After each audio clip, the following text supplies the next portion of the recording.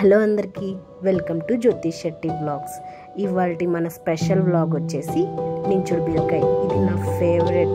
చపాతీలోకి అయితే వేరే లెవెల్ కాంబినేషన్ అండి. ఫస్ట్ అయితే మిక్సీ జార్ తీసేసుకొని ఫస్ట్ అయితే పల్లీలు వేపుకొని మనకు సరిపడా ఎంత కావాలో అంత తీసేసుకొని అందులోకి కొన్ని ధనియాలు వేసుకోవాలి. ధనియాల ద్వారా మంచి ఫ్లేవర్ని ఇస్తుంది కర్రీ అనేది.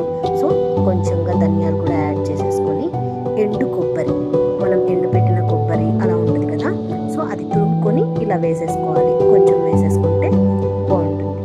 అలాగే ఎండు కొబ్బరి వేసుకున్నాక మనకు సరిపడా సాల్ట్, మన కర్రీలోకి మనం ఎంత సాల్ట్ ఫ్లేవర్స్ని తింటామనేది చూసుకొని ఆ ఫ్లేవర్ని కూడా సో సాల్ట్ వేసేసుకొని మనకి సరిపడా కారం కూడా వేసేసుకోవాలి. అది మిక్సీ పట్టాక ఇప్పుడు కొంచెం బెల్లం వేస్తే మొత్తం స్పైస్ అంతా సాల్ట్నెస్ అంతా తగ్గి బాగా టేస్ట్ అనేది ఇస్తుంది.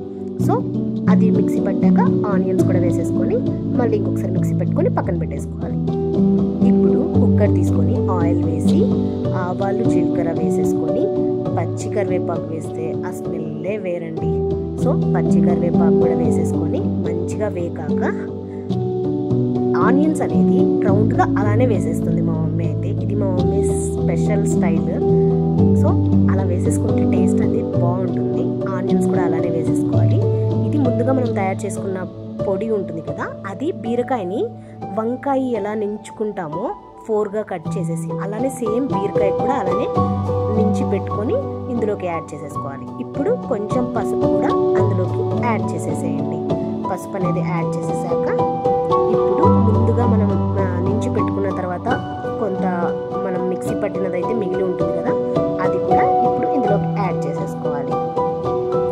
సో ఇలా యాడ్ చేసేసుకున్నాక ఇప్పుడు కొంచెంగా వాటర్ వేసేసుకోండి మనకు సరిపడా. అలాగే చింతపండు నీళ్ళు కూడా యాడ్ చేసుకోవాలి పులుపు కోసం.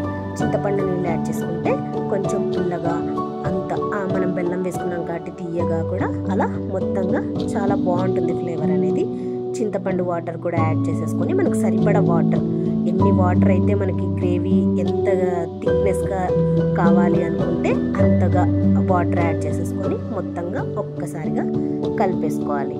ఇప్పుడు దీన్ని ఒక 3-4 విజిల్స్ పెట్టామంటే వేరే లెవెల్ టేస్ట్ అండి. అసలు సూపర్గా ఉంటుంది బీరకాయ కర్రీ, నించుడు బీరకాయ కర్రీ అనేది. సో చపాతీలోకి తింటే ఆసమ్ టేస్ట్. ఒక్కసారి తిన్నారంటే చపాతీలోకి ఎప్పుడు ఇదే కాంబినేషన్ని ట్రై చేస్తారు.